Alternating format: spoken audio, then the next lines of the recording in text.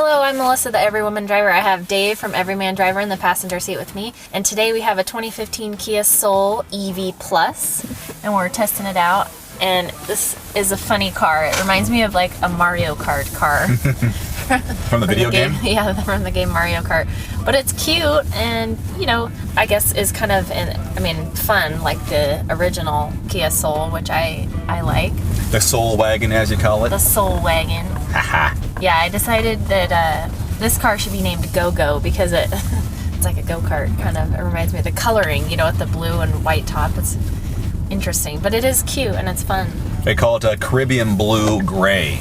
That's the color of this vehicle. Oh, blue gray, huh? Yeah, I just call it Caribbean Blue.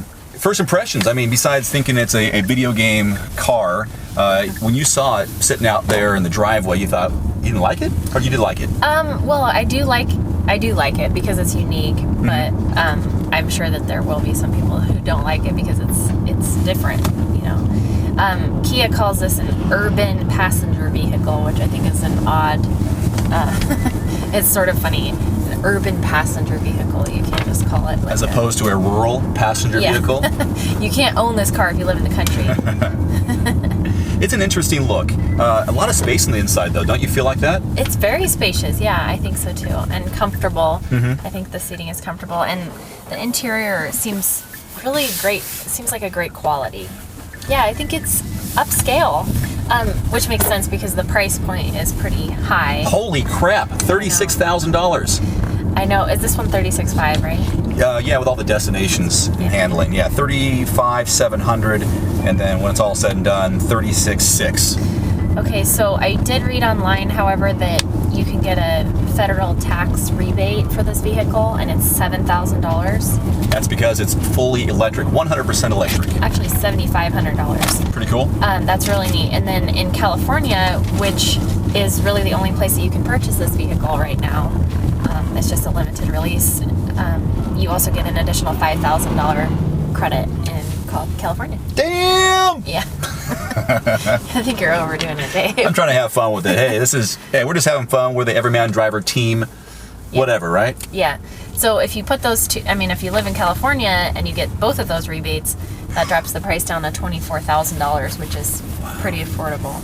I heard this from a guy who was doing a presentation at the Portland Auto Show about the Chevy Volt, and a guy was asking him about 2015. He says, do they still offer the federal tax credit? And he says, yes, they do on this one. And then he said a little bit later that when Chevy came out with the Volt and some of these other all-electric vehicles, that they put a limit on how many vehicles they could offer that discount with or that credit with. And it was like 100,000 vehicles sold, and then that goes away. And that was just kind of the idea or the philosophy behind giving away these federal tax credits. I don't know the case on this one, but that's kind of how it works. Yeah, I know you were explaining that to me.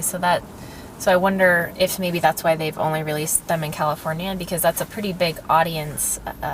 Most people who are going to buy an all-electric car probably live in California.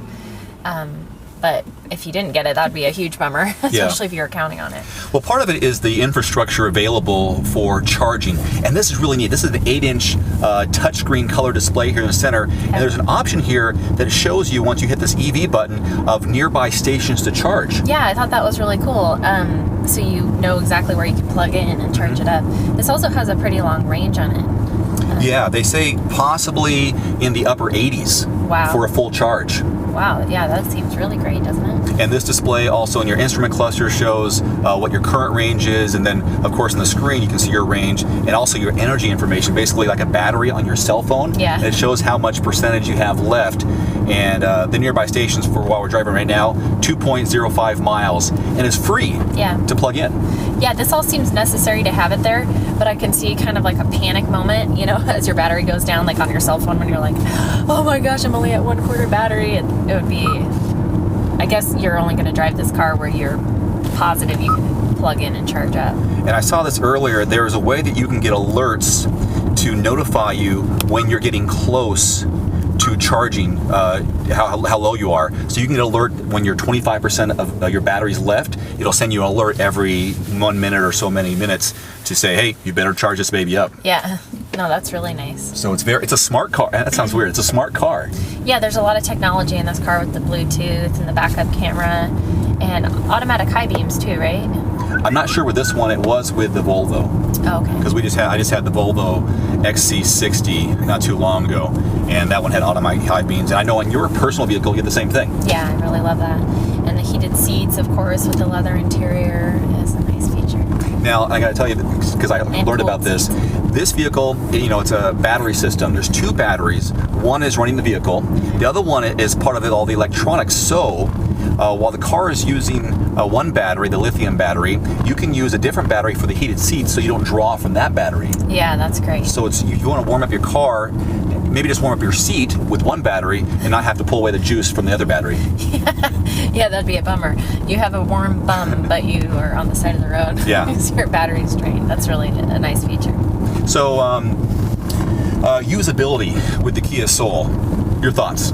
When you step in the car, how do things sit to you, and pluses and minuses? I really think, I keep saying fun, but this is a really fun interior. It has a nice aesthetic to it. It seems very modern. Obviously that's what they were going for. Power-wise, they always say that 100% electric vehicle is immediate torque. So you hit the gas, boom, you're off like a golf cart on steroids. You're off like you're in a Mario Kart race. Yeah. Yeah. I think it does have a decent amount of get up and go. How about steering? It seems very alert. It's very eager to please. Well, I like that term.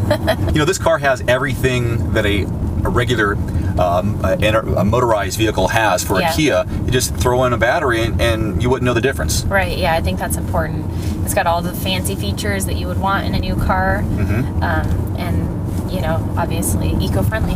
I think it's worth mentioning that this is very comfortable. I guess that's why they call it an urban passenger vehicle. You could drive this as long as you're not going too far. You could definitely go around town to, haul the family around.